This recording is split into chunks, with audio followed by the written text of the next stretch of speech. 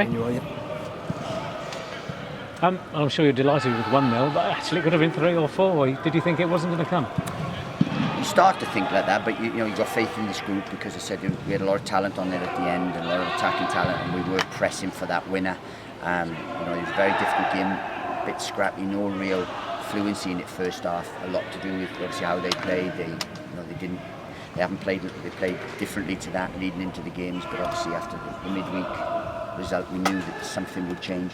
And they were very direct, picked the big physical side, and we had to match that. We had to win the first ball, get on the second, and then dictate the tempo ourselves, which is not usually the case at being the away team. But I thought we were, I thought we were solid first half, and then second half I thought we were excellent. We controlled it, we upped the tempo.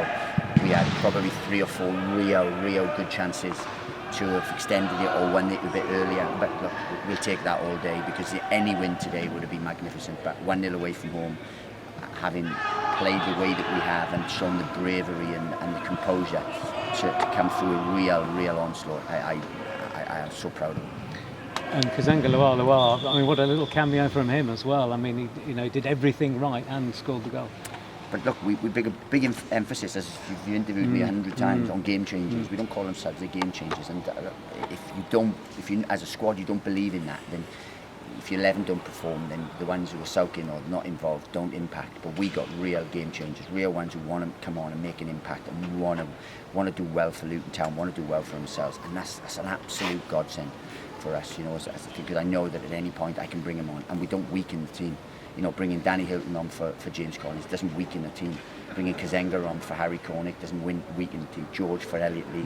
At no point is it weakening the team, and that's the type of squad we've always wanted here at Luton, and I tell you, I'm so happy and proud of him. And having to bring Martin Craney in last minute. Yeah, and great experience to be able to bring on Craney. I played with Craney, I know his temperament, doesn't say much, but just gets on with stuff. Does everything really well, and I have no fear about doing that. So Potsy, didn't take any risks with him, but I thought Craney was immense. And did you fear, you mentioned Collins there, did you fear that on another day he might have gone?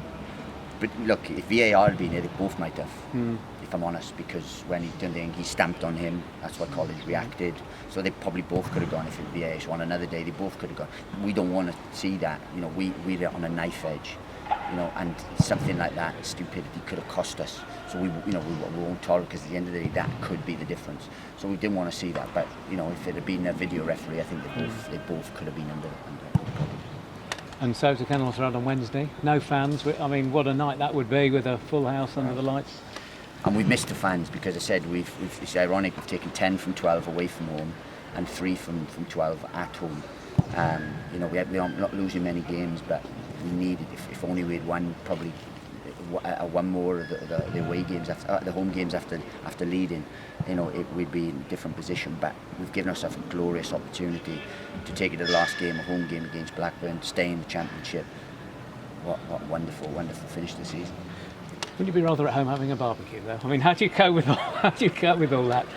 There's nothing that can, nothing can prepare you for being a manager. I know I've done every course under the sun and coaching badges and stuff, and it's brilliant through the week, but this is the nitty-gritty. And I sat down with both Paul and Mick just after half time, and I said, this is how we earn our money. It's not the Monday to Friday, it's those decisions you make in the heat of the battle. And Paul and I think taught me that, because I was very emotional throughout my early managerial career, and I think I missed the obvious point at times. But now I think we're making sane decisions, sound decisions. Yeah, I'm going to go home tonight and just cuddle my newborn daughter and have a bottle of Left or a glass of wine, but that's as much relaxation as you can do, because we're back in tomorrow. Well, I'm back in tomorrow, preparing for Blackburn to make sure that we are ready. Thank you very much. Anyone else? Anything else? All good? Yeah, great.